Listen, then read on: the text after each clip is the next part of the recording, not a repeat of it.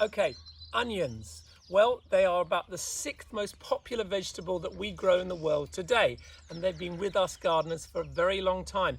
In fact, archaeologists have found traces of onions dating back to about 5000 BC, so 7,000 years.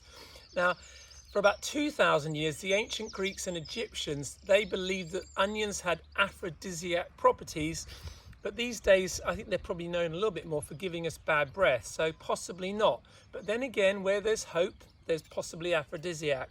Now, the reason why we want to grow onions is, of course, that they taste better when you grow them yourself. They're much sweeter. What do you need to grow onions? You need a sunny position, and you need free draining soil. We've got free draining soil here, and we've got a sunny position. Now I'm going to take you through the important steps of growing great onions so that you can hopefully have a bumper crop late summer and possibly even spice up your love life. Step 1. Having dug your soil through really well, before you plant in it, just rake off any large lumps and bumps.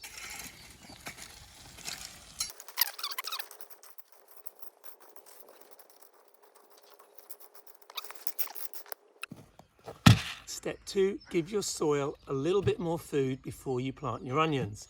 This is a multi-purpose fertilizer. In fact, it's chicken pellets, and I'm going to use it at the rate of about 1 ounce per square meter, so that's a handful per square meter, lightly spread.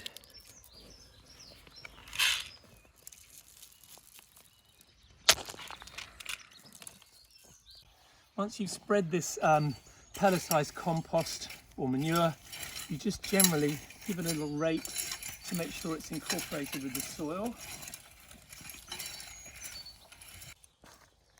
Step 3, what are we going to plant?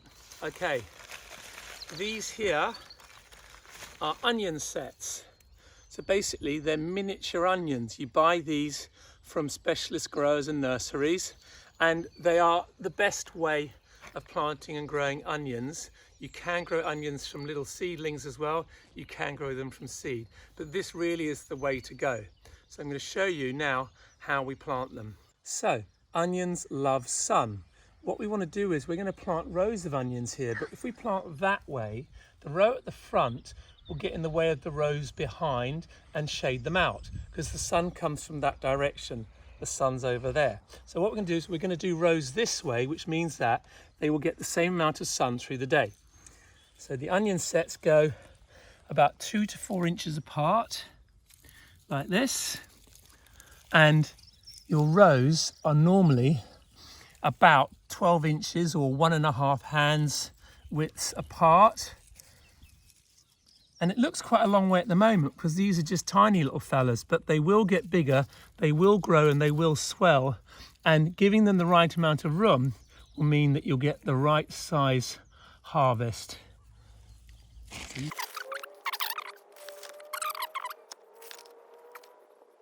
Okay, so the next step is actually planting the sets. It couldn't be easier.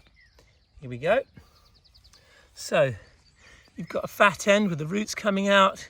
You've got a pointy end where the leaves are going to come out. Just make a tiny little hole and basically bury your set so that the tip is just showing like this.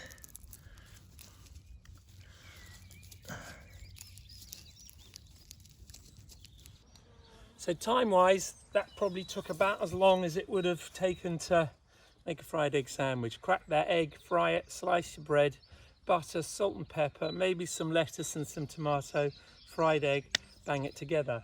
So we've done a fried egg sandwich worth of work here.